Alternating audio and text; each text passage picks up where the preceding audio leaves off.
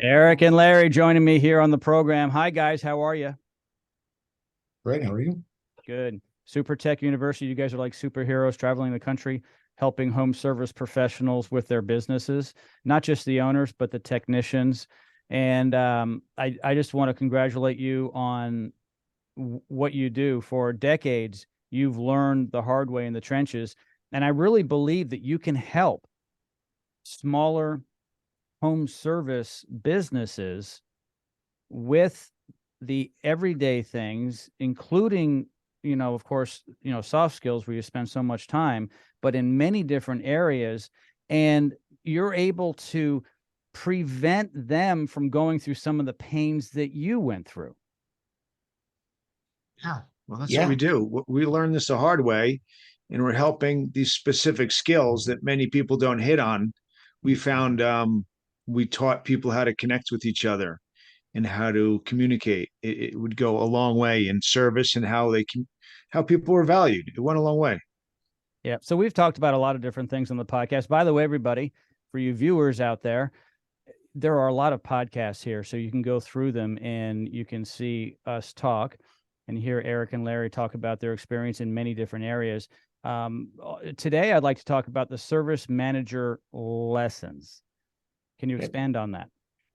Sure. So this was all born out of us making a mistake over and over.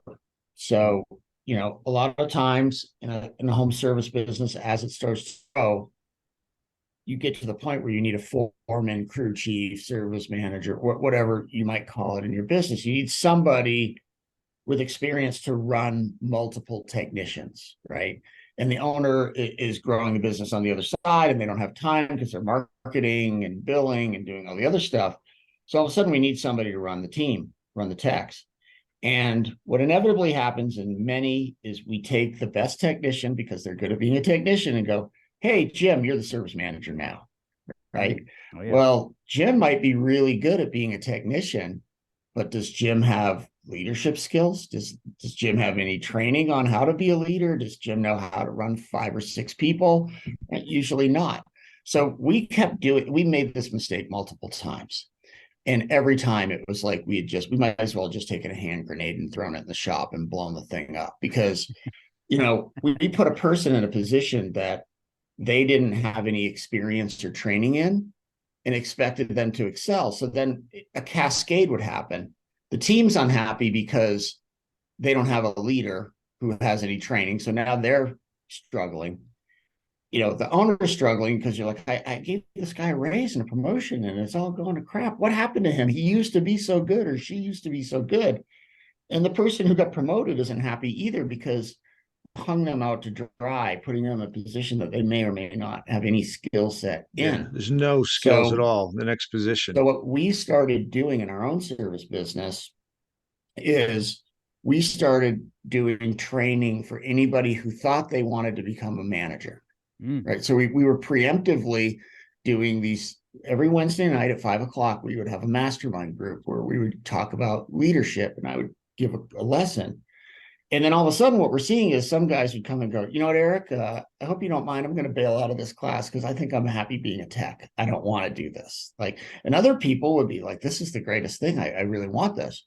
So what we've done is we've taken those lessons that we learned from, number one, experiencing a lot of pain and putting the wrong type of person in the wrong job, and then going the next step and training them so that by the time they are moved into that position, they're ready. They actually have some training. We're setting them up for success.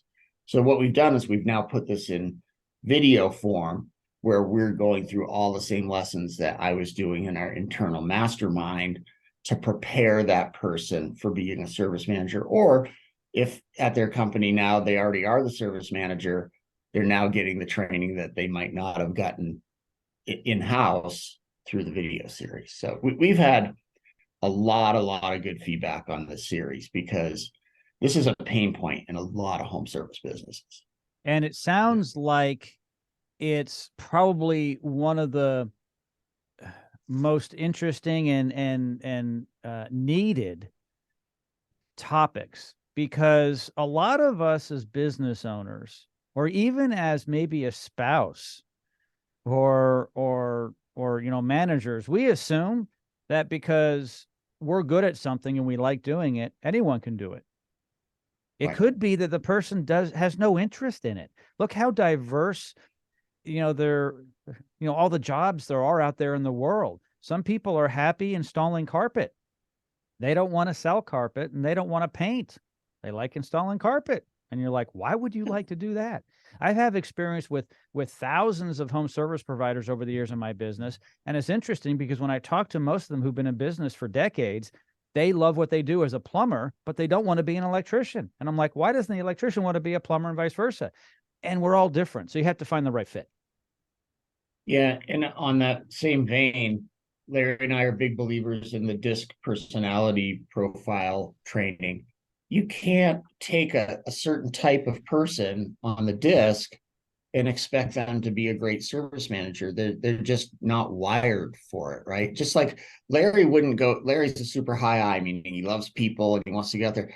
We're not going to make Larry an actuary where he sits at a computer for 10 hours a day and just grinds numbers and never sees anybody. Yeah, He's not going to tasks. excel in that position, right? Terrible. So the same thing is like if I have somebody who's super task oriented and loves to work alone and is kind of that, kind of curmudgeonly tech, why would I make that person the service manager where now their job is dealing with customers and a half a dozen technicians on a personal basis every day?